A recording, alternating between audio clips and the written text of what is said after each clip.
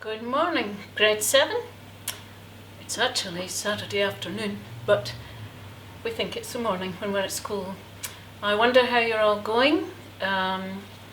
What I need you to do today, please, is as ingredients become available in the shops and time allows, etc., we're jumping around your program a little bit.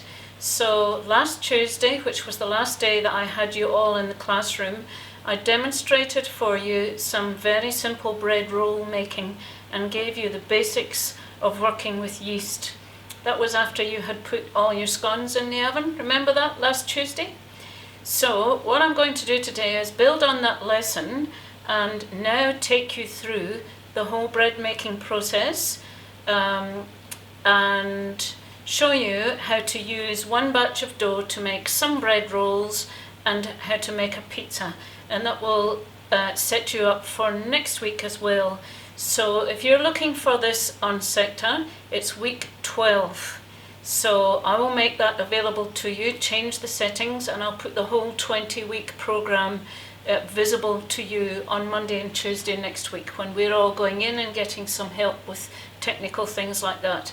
So today I'm going to show you how to use the bags of bread flour, which I gave out to you. Quite a lot of you were at school on Thursday, and after a great deal of shopping around, I managed to source some soy and linseed bread mix and some wholemeal flour bread mix.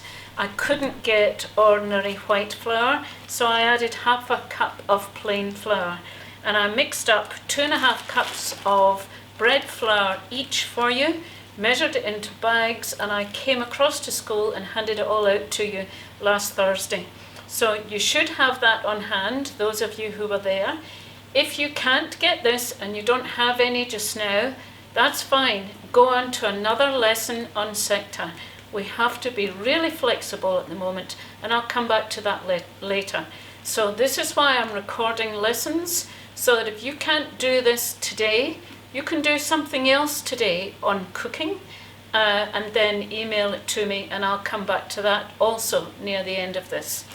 So that's what you should have. Do your best to get some bread flour. Now, you can't make bread with self-raising flour. Self-raising flour already has baking powder in it, so that won't work with yeast. So what I'm going to show you is I'm working from this recipe. It looks like that. It's on week 12. Open the attachment and you will see it there. It says bread or pizza dough. Ideally, I would have made all of this with white bread flour, but I couldn't get that. So the recipe says that you need 250 mils of warm water. I wonder how many of you remember what 250 mils looks like. 1 cup. A cup is 250 mils, and 4 cups is 1 litre. So you don't need a measuring jug as long as you've got a measuring cup. So 250 mils of warm water goes into a large bowl first. 2 teaspoons of dried yeast, 1 teaspoon of sugar, and 2 tablespoons of olive oil. And how do you know the temperature to use the water? Well, get the temperature quite warm, but not so hot that you can't put your hand in it. So a little bit cooler than you might use for washing the dishes. Now, you can't get the temperature just right and measure 250 mils at the same time.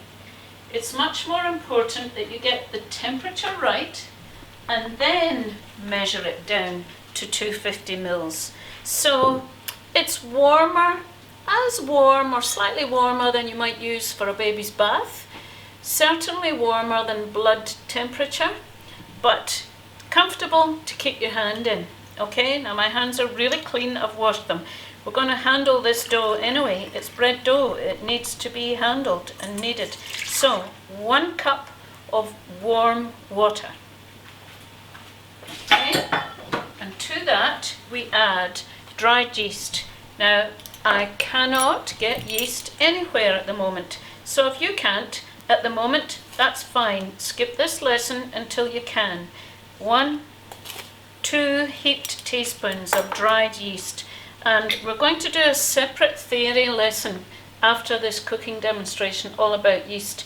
So I don't want to go into it too much, but you can buy some looking like that, or you can buy it in sachets. That means little packets like this, and the make is Tandako. There we are, or Tandako, I'm not sure. That's a little sachet with 2 teaspoons of yeast in it. So it comes in different forms, and it's dried, and it keeps in the cupboard for a very long time. We also need a teaspoon of sugar, and we need 2 tablespoons of olive oil. Doesn't have to be olive oil. If you haven't got that, just use any other kind of oil. 2 tablespoons. So in your set of measuring spoons, the tablespoon is the biggest spoon. And olive oil is expensive, so make sure you run your finger around and get it all in there. Alright, so that's what it looks like, and immediately that warm water has dissolved the yeast and it's gone all milky looking, and it's got the oil floating on the top and the sugar there. And just like I told you last week, yeast works with warmth, a food, time, and a liquid. So we've done all that. The food is the sugar. We're going to give it some time, and I'll show you what's happening over here with one I made earlier. And I'll come back to this in a minute and explain what's happening here too. And you've got liquid in the form of water and warmth in the form of warm water. So we are making it come alive, and it's going to produce carbon dioxide. Remember, that's the gas that makes any drinks fizzy. Fizzy drinks, you can't taste carbon dioxide in a drink, but it certainly changes the texture. So what we're going to do here is, this is going to start making carbon dioxide, and it will start to blow up little bubbles in the gluten when we've added the flour. And I'll explain that to you in a minute. Now, I used to make bread quite differently from this. I used to put the flour in the bowl first, and then add the liquid. And many years ago, I saw Jamie Oliver demonstrating with his very good Italian friend, and he said, no, Jamie, you liquid first, and you add the flour gradually, and it makes so much sense. But not very many cookbooks actually say that. So there we are. What I'm going to do is gradually add my flour to this mixture, and you will see it won't absorb 2.5 cups of flour. It probably won't. I'm going to put in about half of it, and at the same time on your recipe it says dry ingredients. 2.5 cups of bread flour. This is high in gluten, and I'll talk about gluten in a minute. Half a teaspoon of salt and a teaspoon of bread improver. You may or may not be able to get it, and it's not essential, but I did find bread improver in the supermarket, but not the yeast. It looks like this. It's called Wallaby Baker's Bread Improver. And way back about 100 years ago, when I was at school and being taught these things, we used to add a crushed vitamin C tablet to our bread making to make it happen quicker in a classroom. You don't really need this because you're not in a classroom anymore, and we're not so pushed for time. But I'll put it in anyway because I'm just trying to work quickly. And half a teaspoon of salt. It's essential that you put salt into bread, otherwise it will have very little flavour. It's like cooking rice or potatoes without salt. It has no flavour really unless the salt's in it. When I was showing you last week, I forgot to put the salt in twice with both classes. So what we did was brush the top of the rolls with olive oil and put some rock salt on the top, and that made a difference. So the first half I've added, you can see it's about too runny. That doesn't look anything like bread dough, but it will soon. So gradually add another half of what's left, because I'm trying to control the texture that we get. If I add the whole lot, then I'll probably get rather dry, heavy dough. But the amount of liquid that the bread absorbs, that the flour absorbs, is also dependent on the humidity, the weather, how fresh the yeast is, how fresh the flour is. So a recipe for bread, the proportions of liquid to flour are really just a broad guide. It depends on quite a lot of things, as I've just explained. So the reason I have you making bread 3 times, which we would be doing that at school, we'd be doing bread rolls like we are today, and some pizza next week, and then we'd be doing a calzone the next week, which is an enclosed pizza. So a pizza folded over like an omelette with its filling inside. So the reason for that is bread is something that you don't just get first time. You need to know what it should look like, and much more importantly, what it should feel like. And I'll show you. Now, before I just added this last amount of bread, look. Do you see how that's all sticky and it looks a bit like chewing gum? That's too sticky. If I put that out on the board now and tried to knead it, it would be all over the place and we would waste an awful lot. So I can see though, it's coming close to being the right consistency. So I shook a bit more flour over the top, and now I'm going to mix this in.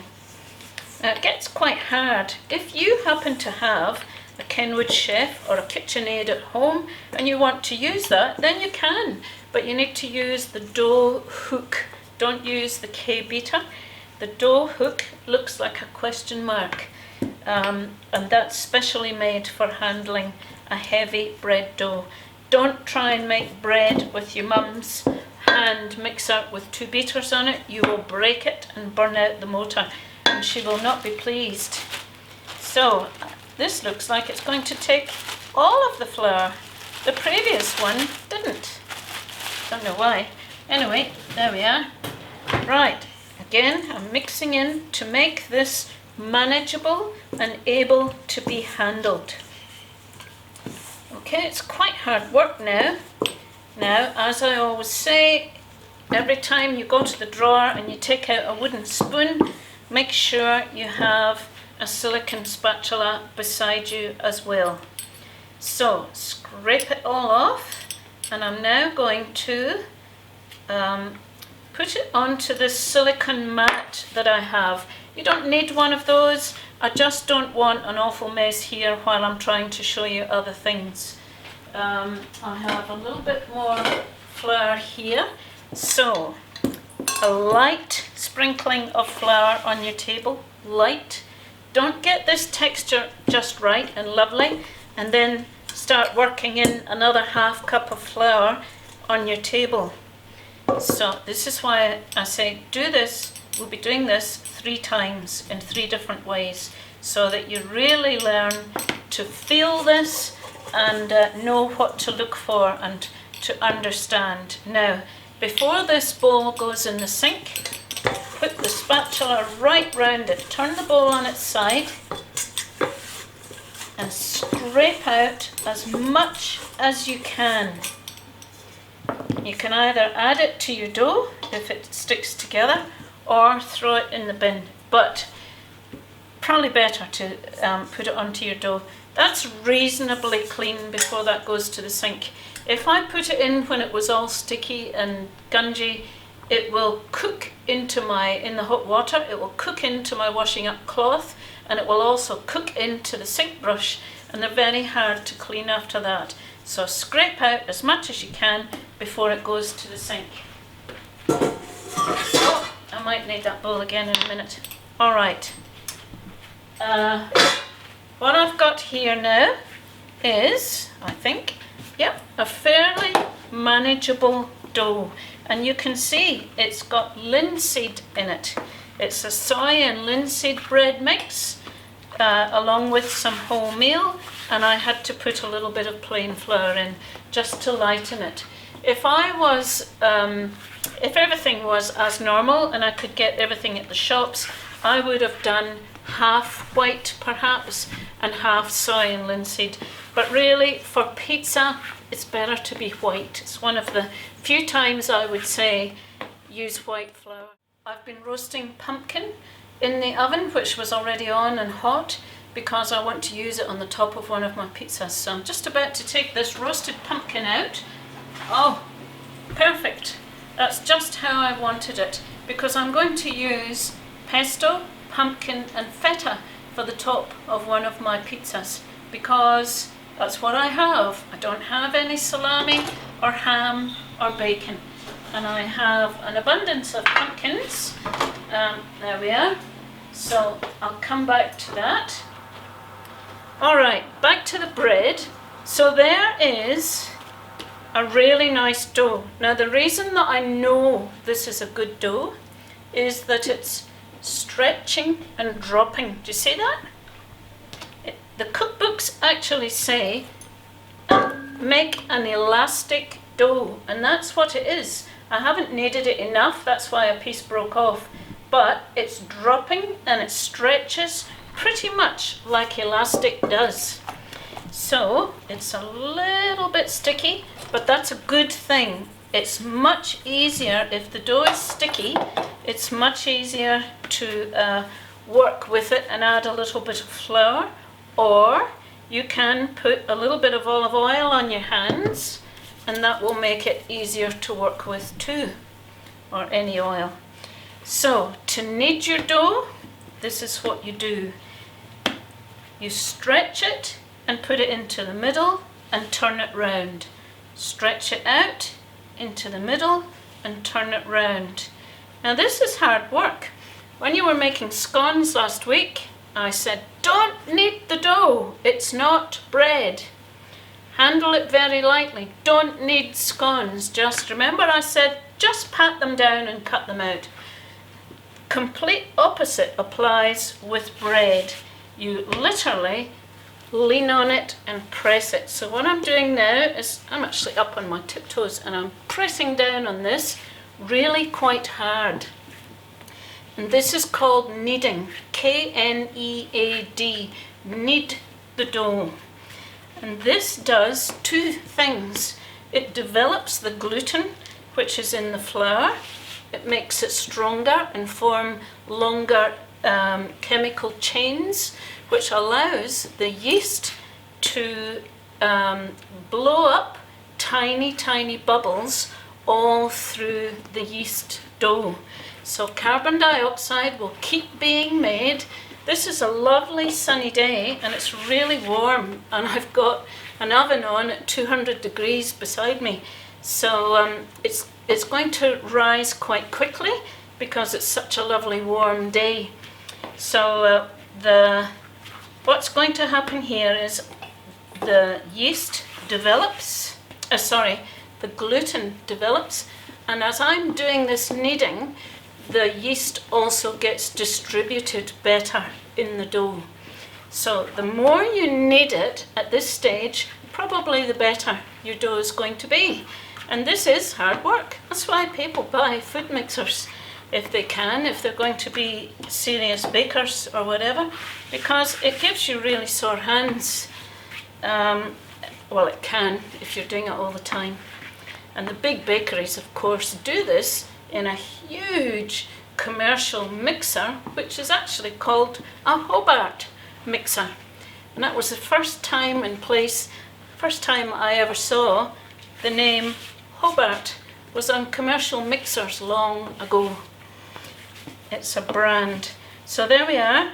I've stretched it, turned it in, and I've kept it. I never once turned this over. Do you notice that? Stretch, turn round. Stretch, turn it round. So this hand turns, this one stretches the dough and presses it. Now I turn it over just once, and if that was to be a loaf, I'd put that into an oiled loaf tin now. If you are kneading this properly, it will never have cracks or dry bits or anything on the top. Any cracks and wrinkles are all underneath. So once more, stretch and turn it, and it starts to be much easier to work with. You can actually see the texture has changed. It's no longer sticky, and it's really good to work with. If you've got the texture right, I'll show you soon with rolls how to know. You shouldn't need any more flour at all in this whole process, as long as you have handled it this way. So you'll soon get the idea. Right, what I'm going to do then is cut this dough in half. So you can do that if you like, very satisfying. Make it into an even thickness of a long sausage, like that, fairly even. And then take a knife. Now I don't want to cut through my mat, so I'm going to lift it slightly and cut it in half. Alright, half is going to be used for rolls and half is going to be used for pizzas. So yeah, that's the idea. But what I'm going to do now is put it together, put that back in here and let this one prove, because just like the television programs, I have one I prepared earlier. A little bit of oil in the bowl that you used, that stops it sticking to the bowl. Again, put it together into the bowl, and then to stop it forming a crust and drying out on top, cover the top of the dough with some oiled Glad wrap. So just with your hand or a brush, whatever, oil. And this is just, if you don't oil it, it will stick to the dough like chewing gum too. Put the oily side down onto the top of the dough, and that will keep it moist, but let it rise. So that's proving. When we're at school and we've only got a 1.5 hour lesson, we don't do this stage because we haven't got time. We tend to only let it rise once as bread rolls on the tray and then into the oven. But I started this earlier on today, and look at the difference. Here's one that I made probably about an hour ago. What's the difference? An hour. And carbon dioxide, time, warmth, moisture, and a food for it to work on. So that's quite a difference in size, isn't it? So this has been allowed to prove, and the yeast has done its work, and I had kneaded the dough the same as I have with this one. The gluten was strong, and it has blown up thousands of tiny little balloons of gluten, and they've been blown up with carbon dioxide. So that's what's made the difference. So I'll swap bowls, put that one over there to rise and use that one later. And now look at this. When I turn this one out, I might put just a little bit of flour on there. When I turn this one out, off comes that, because it was really well greased, onto the mat. And you see it actually shrinking slightly. That's some of the bubbles bursting, but look at that. That is beautiful. Now, if I wanted one big pizza, which you might decide to do, you could actually just put it out like that on a greased and lined tray and then put your pizza toppings on. But for the sake of showing you some other things, I want to use it in two different ways, because then it covers two lessons at once for the films. We'll make bread rolls on one, pizza on the other. So I'm basically covering two lessons. This is a lot of work for myself and my dear husband, who is my technical assistant in all of this.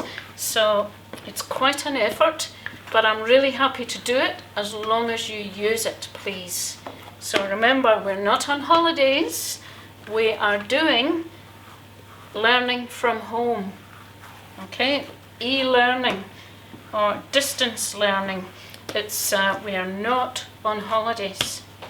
There we are. Now, really nice dough. What I've done is what's called knock it back. Knock back the dough means to knock it back, bash it all down after it's had that first proving. So that's what I've done. Now cut it in half when you've got this even-sized sausage. One half will be rolls, the other half will be pizza. So because I want the rolls to rise quite a bit, I don't mind if the pizza rises or not. I'm going to work with the rolls first. And I'll get a piece of paper and line this tray. It's oily underneath from the pumpkin, but that doesn't matter. That will just make the paper stick nicely for me. Pair of scissors. If you don't have paper like this, just make sure that you have greased the bottom of the tray before you put your bread on there so that it doesn't stick. Fold it there, and that stops it flopping over in the oven. If you've got a fan oven like I have, sometimes it blows up the paper and makes it stick onto the top of cakes or something. So it's good to put a crease in it and fold it there. Alright, just to be absolutely sure, I'll put a little bit more oil on the bottom. Alright, there we are. So a greased and lined tray, and that is for my bread rolls.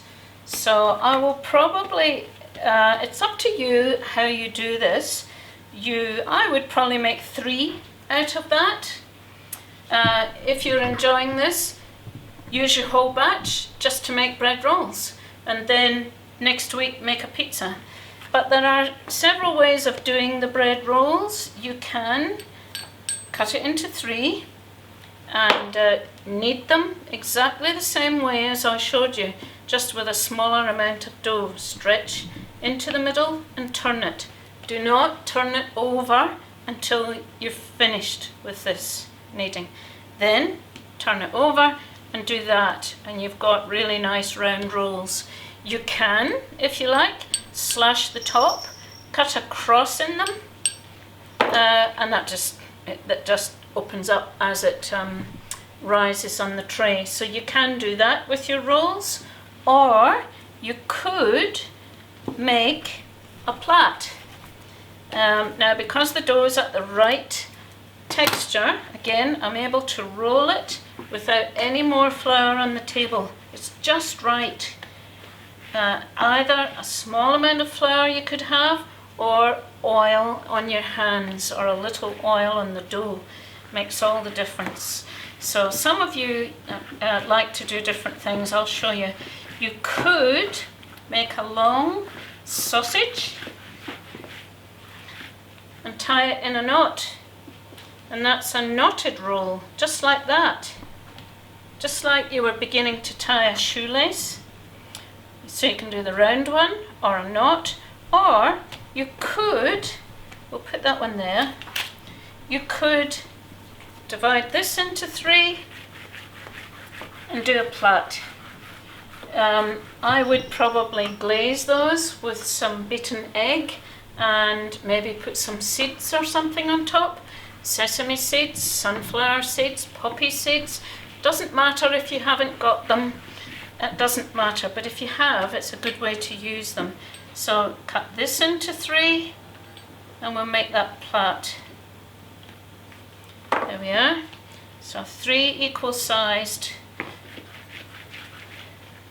sausages. The girls will be good at this because they probably do it with their hair. If you're lucky enough to have a horse, I know lots of people that do have horses, they love to plait the horse's mane and its tail. And they can do really fancy things when they're putting the horse into a horse show. My brother used to do that a lot with his horses, made them absolutely beautiful. They looked like they'd been to the hairdressers. Right, 1, 2 and 3, the same length and thickness. See, that's a really nice dough, and it's definitely better for having had time to prove, and you can do that at home. So there we are, we've got 3. There's the middle one. The one that you lift with your right hand, if you're right-handed like I am, becomes the middle. So the one you lift goes into the middle, outside into the middle, like that.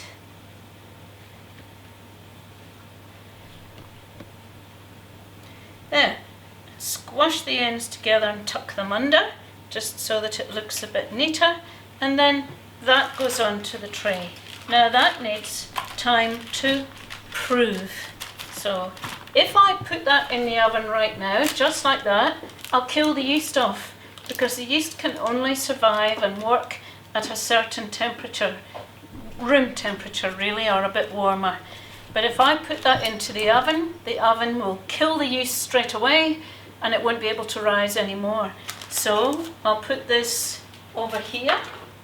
The one that I made earlier, look, it's starting to prove and it's starting to rise already. It's happening quickly because it's a warm day and I've got it on top of the oven there.